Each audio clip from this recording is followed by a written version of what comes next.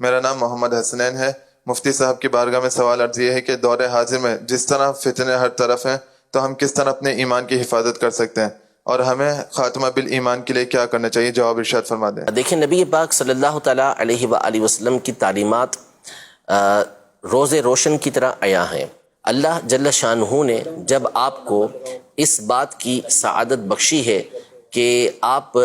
کو اللہ پاک نے صحیح عقیدے پر رکھا ہے، اہل سنت و جماعت کے عقیدے کے اوپر آپ کو رکھا ہے، تو پھر اس صورت میں اب آپ اس عقیدے کو مضبوطی سے تھام کے رکھیں، اس عقیدے کو ہرگز نہ چھوڑیں کہ یہی صحابہ کرام علیہم رضوان کا عقیدہ تھا، یہی تابعین کا، یہی بعد والے اولیاء کا، فقہا کا، مفسرین کا، محدثین کا، یہ سارا سلسلہ چلتا ہوا ہم تک یہ پہنچا ہے۔ تو اسی عقیدے اور نظریے پر یہ تمام کے تمام افراد تھے، تو اللہ نے جب یہ سعادت بخشی ہے تو اب اسے مضبوطی سے تھام کے رکھیں۔ پھر اس کے بعد ہرگز کسی بھی ایسے شخص کو کہ جس کا تعلق اہل سنت و جماعت سے نہیں ہے، یعنی جو مذہب صحیح کو ماننے والا نہیں ہے، درست بات کو ماننے والا نہیں ہے، کبھی بھی اس کو نہ سنیں، چاہے امتحان کے طور پر، چاہے کسی اور حوالے سے،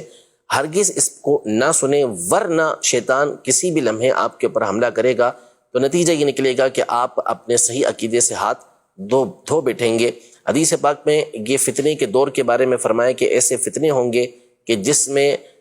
جو شخص بیٹھا ہوا ہوگا وہ کھڑے ہونے والے سے بہتر ہوگا، کھڑے ہونے والا چلنے والے سے بہتر ہوگا، چلنے والا یہ بھاگنے والے سے بہتر ہوگا۔ یعنی جو اس فتنے کی طرف جتنا زیادہ جائے گا، اس کو سرچ کرے گا، اس کو واچ کرے گا، تو نتیجہ یہ نکلے گا کہ وہ اس کے اندر مبتلا ہو جائے گا، پڑ جائے گا۔ تو اس لیے بعض لوگوں کی عادت ہوتی ہے کہ وہ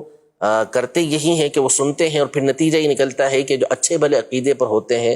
اس سے راہ راست سے ہٹ جاتے ہیں۔ تو اللہ نے جب آپ کو یہ سعادت بخشی ہے کہ آپ کا عقیدہ اور نظریہ درست ہے اور آپ علماء اہل سنت کے طریقہ کار پر چلنے والے ہیں، اور نبی پاک صلی اللہ علیہ وسلم نے واضح طور پہ فرما دیا کہ درست جو لوگ ہیں، ما انا علیہ و اصحابی، وہ وہی ہیں جس پر میں اور میرے صحابہ ہیں، اور وہی طریقہ اہل سنت و جماعت کا ہے۔ اب ساری دنیا کے اندر دیکھ لیں، سواد اعظم جس کو نبی پاک صلی اللہ تعالیٰ علیہ وسلم نے فرمایا کہ اتبعوا السواد الاعظم، سواد اعظم کی پیروی کرو، یعنی بڑی جماعت کی پیروی کرو، تو ساری دنیا میں جو عقائد و نظریات آپ کو ملیں گے وہ وہی ملیں گے جو اہل سنت و جماعت کے ہیں۔ تو لہذا آپ مضبوطی کے ساتھ اسی کو پکڑ کے رکھیں اور دوسری چیزوں کی طرف نہ جائیں، اسی میں آپ کے لیے عافیت ہے۔ ورنہ بہرحال